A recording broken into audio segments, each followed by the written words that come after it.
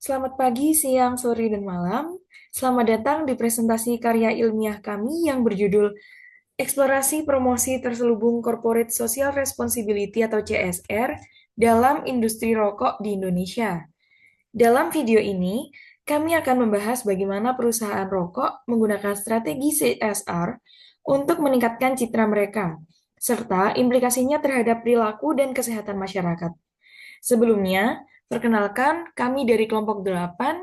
Nama saya Laras Jogorini, NIM 27023435063. Rekan saya Cynthia Novianti, NIM 27023596635. Rekan saya Sangla Jinggan Sambada, NIM 27023423363.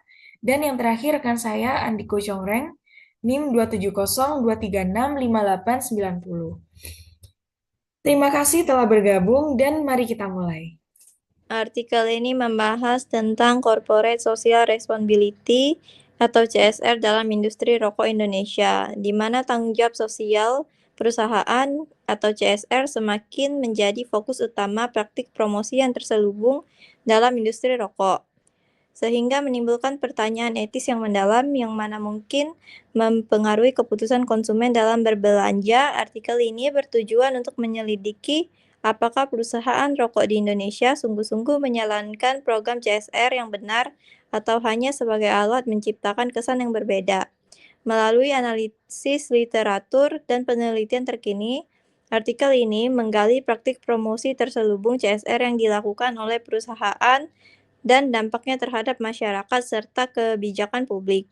Fokusnya adalah pada strategi promosi yang digunakan oleh perusahaan rokok untuk memperkuat citra positif mereka melalui kegiatan CSR yang sering kali bertentangan dengan dampak negatif bagi para konsumsi rokok itu sendiri.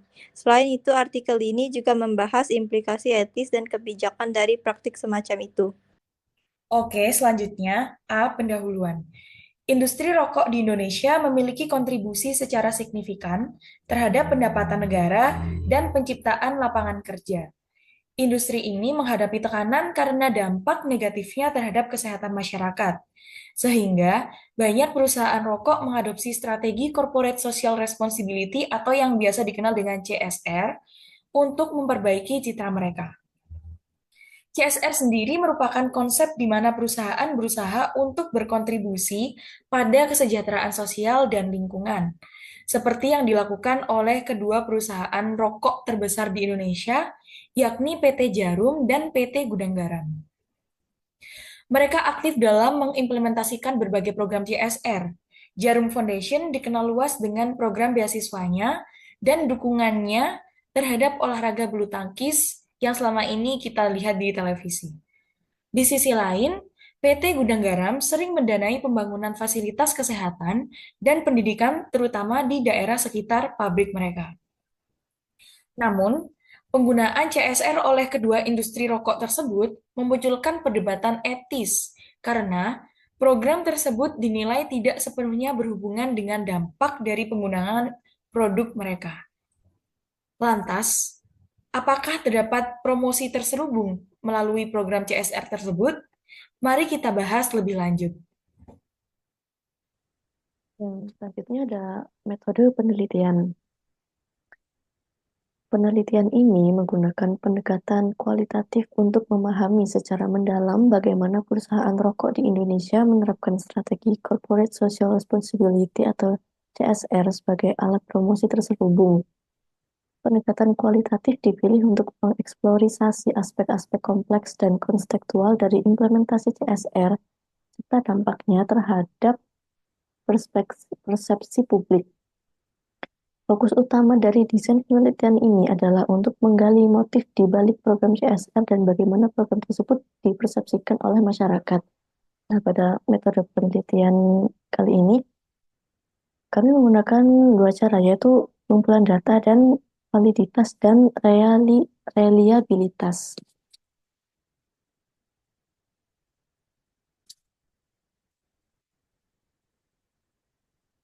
Pengumpulan data.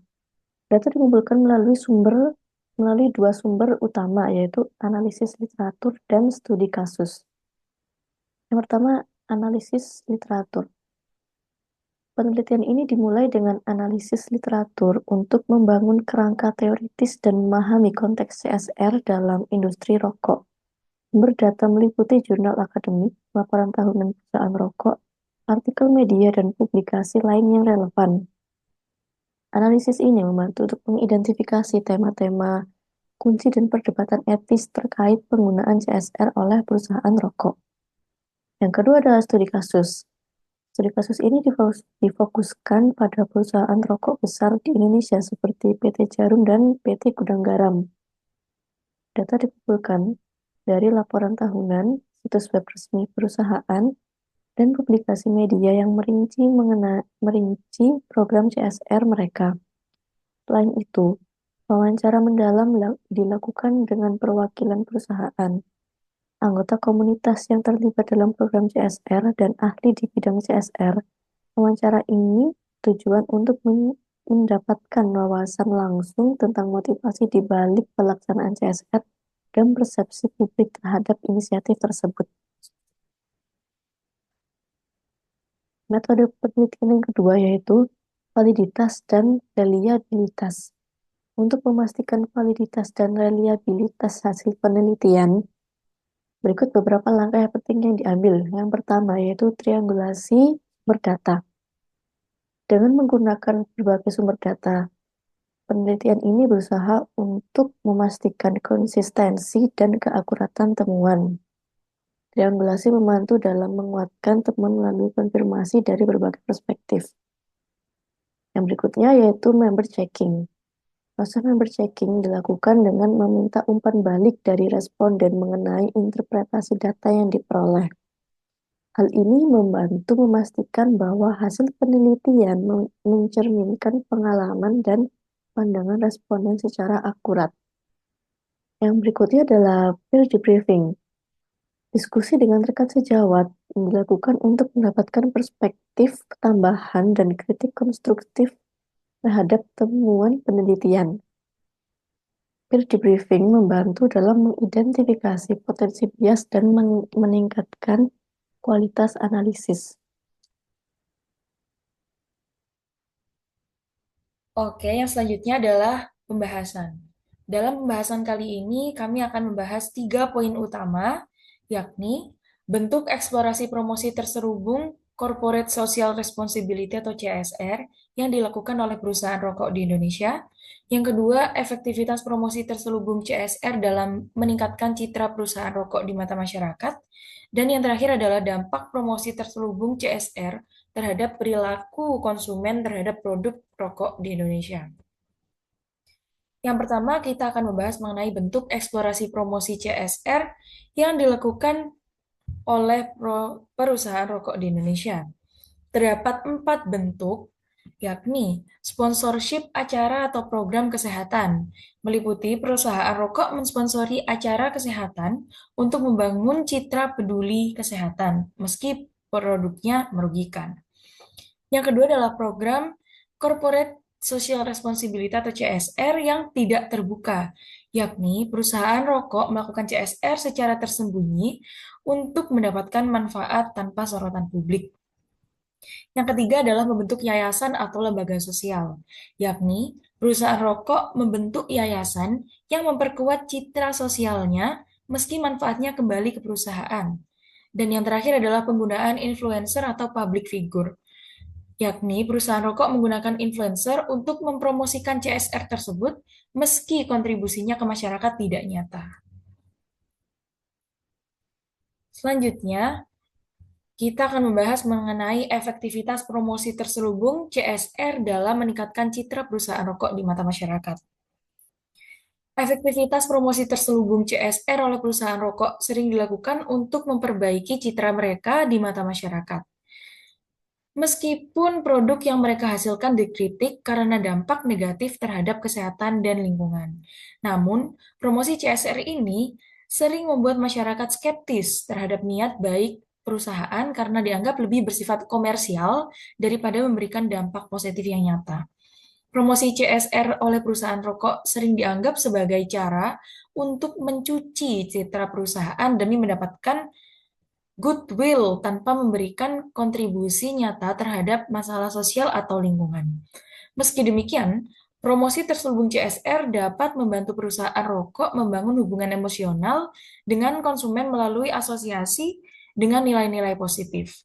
Hal ini juga membantu mereka mengelola citra terkait kontroversi dengan menunjukkan komitmen terhadap masalah sosial atau lingkungan.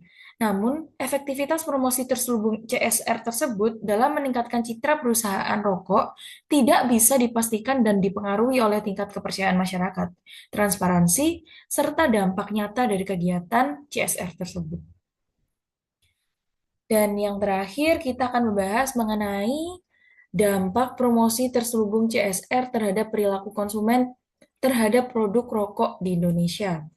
Terdapat 3 dampak, yakni peningkatan citra perusahaan.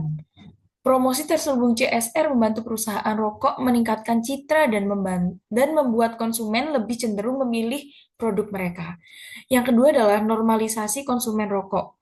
Promosi terselubung CSR dapat membantu menormalisasikan konsumsi rokok dengan mengaitkannya dengan nilai-nilai positif. Dan yang terakhir adalah pengaruh negatif terhadap kesehatan. Promosi terselubung CSR dapat meningkatkan penjualan rokok, namun membahayakan kesehatan konsumen dengan memberikan kesan positif pada konsumen rokok.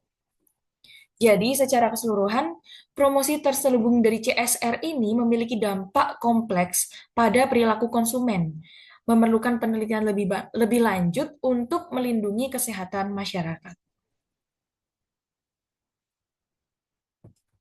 Berdasarkan penelitian dan data yang ada, dapat disimpulkan bahwa promosi terselubung CSR memiliki efektivitas dalam meningkatkan citra perusahaan rokok di mata masyarakat. Meskipun masih kontroversial dan menimbulkan pro dan kontra, namun promosi CSR dapat digunakan sebagai strategi untuk meningkatkan citra perusahaan rokok di mata masyarakat. Maka dari itu, perusahaan rokok harus tetap memperhatikan nilai-nilai kegiatan CSR yang mereka lakukan serta memastikan bahwa promosi CSR terselubung, sehingga dapat memberikan manfaat yang positif bagi perusahaan dan masyarakat secara keseluruhan. Berikut merupakan daftar pustaka atau sumber referensi yang kami gunakan dalam menyusun karya ilmiah pada kali ini. Terima kasih telah menyaksikan presentasi kami tentang eksplorasi promosi terselubung CSR dalam industri rokok di Indonesia. Semoga bermanfaat.